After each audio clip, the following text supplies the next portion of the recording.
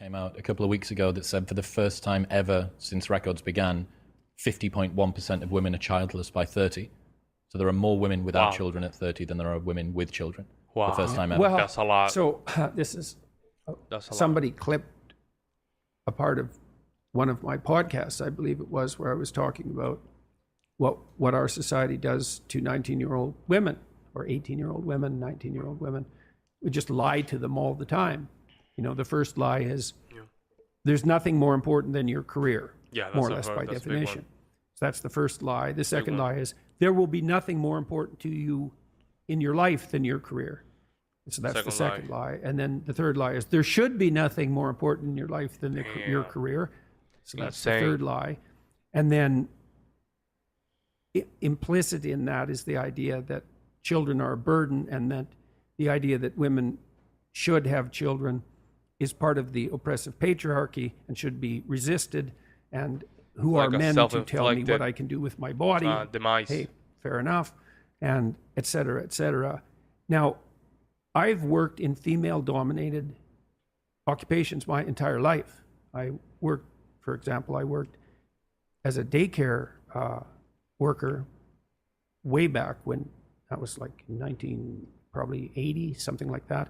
And there were no men doing that, but I really liked kids, and so that was fun. And I worked for social services in Alberta in the child care department, and then I've been working as a psychologist, either training or as a psychologist since then, and that's been a female-dominated enterprise increasingly as the years went by. But even when I first entered it, so I'm in the post-female in the workplace generation firmly. Yeah. I never experienced the world except as that. And so I've watched women progress through their professional careers at every level of attainment, from the lowest to the highest, and observed what happened, and relatively, I would say, bias-free, because I didn't know. That's a good point. Remember, feminism came 1960s, started running fast. It didn't come 1960s. Just 1960s start running full steam, and of course, sugar, spice, and everything nice. We never thought that females would have anything wrong with them. Now we see the results where we lying, basically what I said to females, saying that your career has to be the most important thing, when in reality, when it comes to dynamic between men and women, men don't care almost nothing about their careers. It's not attracted to us. I have no attraction to a doctor. A female that has a doctor, 3 doctors, 3, 4 doctor degree, she could be a lawyer, have CEO, and I met a bunch of them in my life. No attraction at all. Nothing. Zero. Probably not zero, let's say 5%. That's it. Because it's a masculine trait. Right? I'm not saying don't go to school, don't graduate, but don't expect the world to change for you. You are a female right now, you just trying to put a lot of effort in your studies. Good, okay, that's your decision. But think about the consequences, where the most important years of your fertility are gone, and then your relationship skills are going to be gone, because by the time that you finish, even your doctorate degree, you start having a family, way too late. A lot of these people that are in your age, they're starting to look to younger females, but the reason is that they're in a different bracket. That's how it is. And the fact that we're now seeing females 30 years old, 51% childish, man, it is what it is, but damn. And what I've seen is that as women progress towards their late 20s,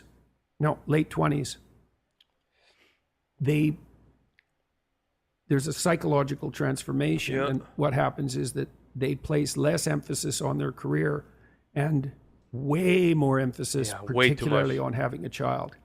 And that really reaches a crisis point around 29 or 30 for the vast majority of women, and their attitude crazy. Flips. And I've seen it very dramatically with many women.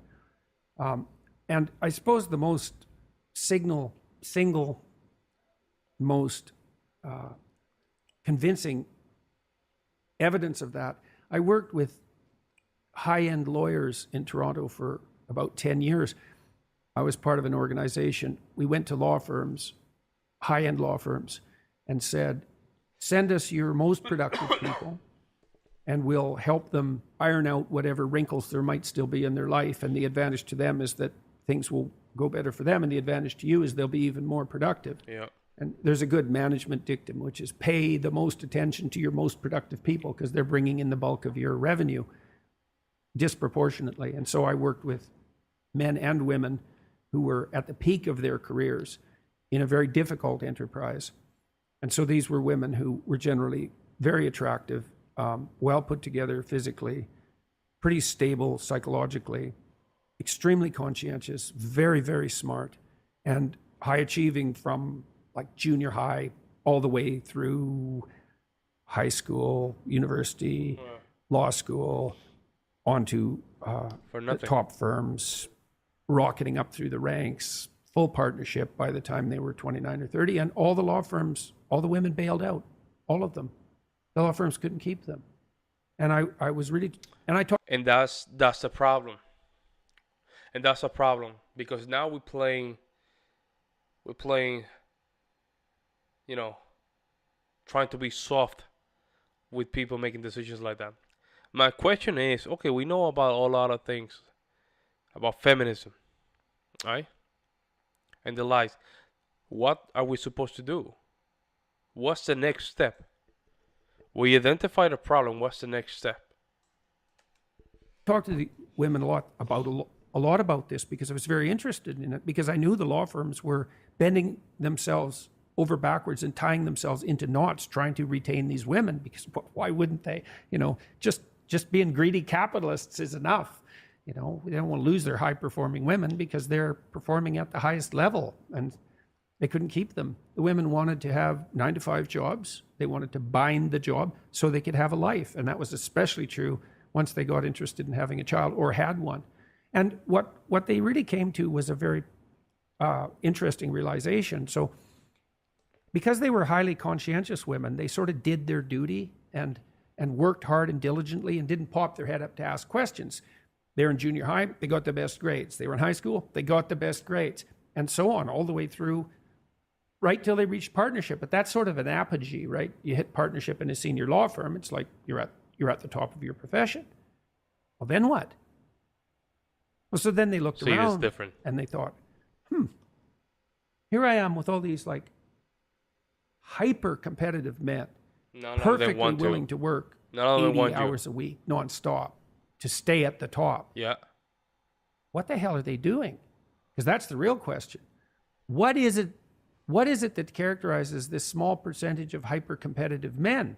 It's not. You can assume that that's how everyone should be, but first of all, that isn't how everyone is. Or you can flip that and say, well, there's only a small minority of human beings that are willing to do this, to work flat out 8 hours a week. I mean, they're certainly being paid for it. Let's make no mistake about that. But well, what about the rest of life? Well, that's what the women asked. Why am I doing this? And that's a great question. Well, here's my hypothesis on this. Females tend to just become the guy that they want, right? She probably wanted a guy in that level, like that caliber, because females tend to just date up. They most of the time don't date down. They date down, they tend not to respect the guy, right? So basically, they become the kind of guys that they want to date. But what happens is the guys that they want to date, they're not interested in females like that because they have a high masculine energy. And you can notice those people that do sales, you're going to notice a lot of the sales female, they're just single. And they just call them,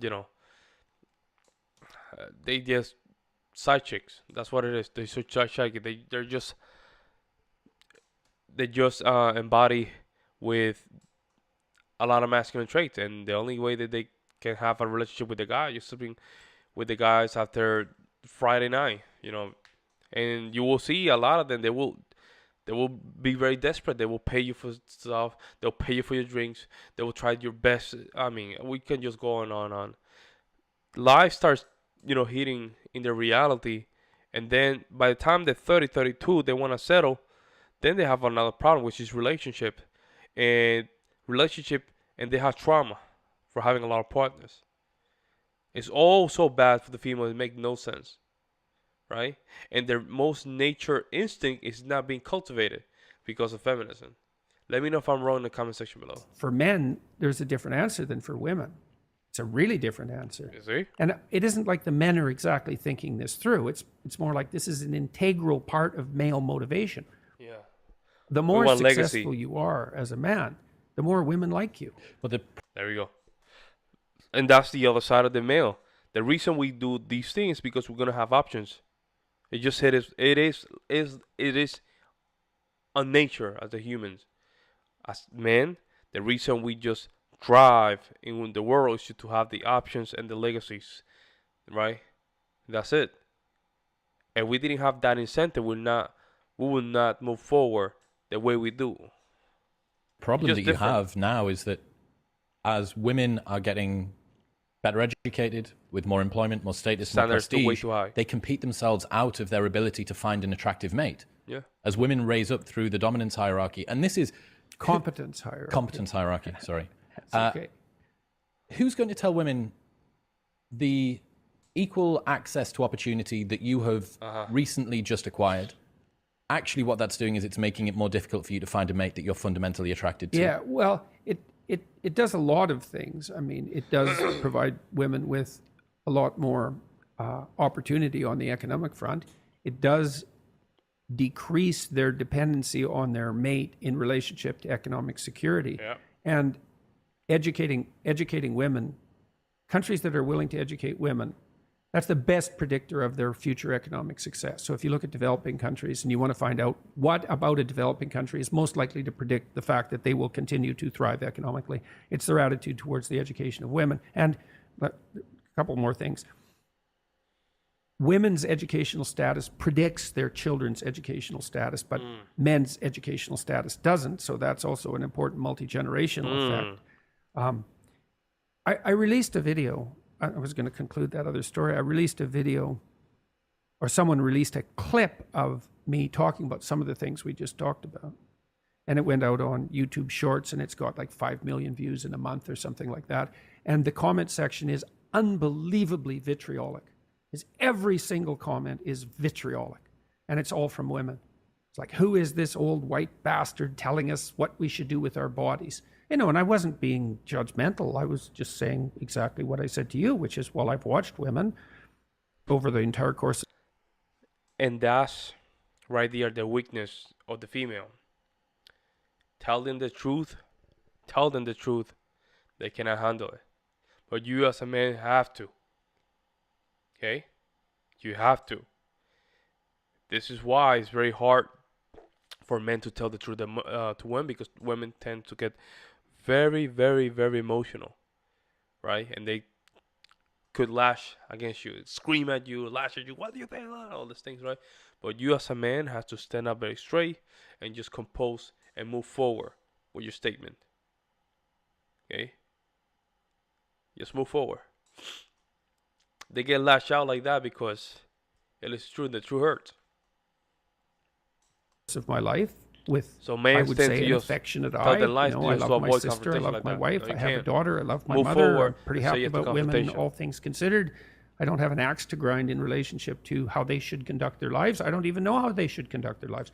I've watched what happens. And I've also watched what happens to women who hit 29 or 30 and then can't conceive. And that is not that's not good. fate I would wish on anyone. No, it's it's not good. awful. And 30% of couples fall into that. 30% of couples have difficulty conceiving. It's a lot. And the probability that you'll have difficulty conceiving family members that increases went with through that. age. And so, c'est la vie. But it's very interesting to me to see how vitriolic those comments have been and how uniform that is, because usually on my YouTube channel in particular, 95% of the comments are positive. And this is completely the opposite of that. So you brought this up at the beginning. You said 50% of women now at 30. 50.1 are childless by 30. Yeah. Well, Stupid, man. that's Stupid. that's not good. That's a sign of something profoundly wrong with the entire culture at an extremely deep Yeah, level. and that, I don't we can think pay that the consequences. Women of that. need to take it as us trying to tell women what they should or shouldn't do. But I think that it would be very fair to say that you need to be an incredibly unique woman to make it to 50 without a family and look back and think, yeah. But in that case, just tell him the truth, bro. So you don't sugarcoat the truth, man. Just tell them the truth and let it sit. That's it, bro. If you tell them the truth and let it sit, everything will be fine. You might get a little backlash. That's fine. Right? But after that, you'll be in a better spot. Just be ready for the backlash. You don't need to sugarcoat it. Because you should sugarcoat it, they're not going to respect you for that. Okay? Say it like it is. Let the things get a little rowdy. That's okay. And then stand up with strong intention and let just the truth, do his thing. Don't I did this right. sugarcoat That's it. not to say that those women aren't out there. They absolutely are. I know some of them. What's up? All right, bro. Nice interview by Jordan Peterson. It is a problem. 51% of females not having kids. It is a problem because I mean the society will diminish, especially Western society will diminish because selfishness.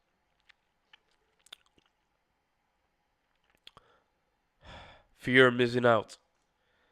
Some of these females maybe want to have kids, but they are afraid of offending some of their friends as well. Can't play like that in this world. You can't, and I learned that lesson very early on. Right? Yeah.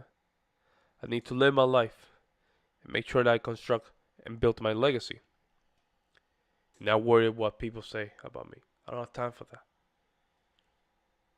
Jordan Peterson, very well eloquent, managed to just explain some of the topics regarding this problem. And he has clearly a lot of experience with females and high performance. Because females do have the intelligence and the capabilities to do a lot of things that men do. But that does not mean it could be their role. Mixing the role, if you mix or twist the role, you might counter chaos. That's why they say, and you're in a relationship, and the female tend to take the reins of the relationship. Most of the time, that relationship will end in a separation or divorce. Because a scared wolf cannot lead the pack because it will end up dead. Another words, make sure that you as a man take your family to the best place, right? Even though the female might give you a little bit pushback, that's fine. That's her natural instinct, just to make sure to check you in that you're still there. Okay, I think this message need to be sent across more often. We need to spark the conversation a little bit and see where it goes. What do you guys think? Am I wrong on this? I mean, I might be a little off here, or do you guys agree with me? Let me know in the comment section below.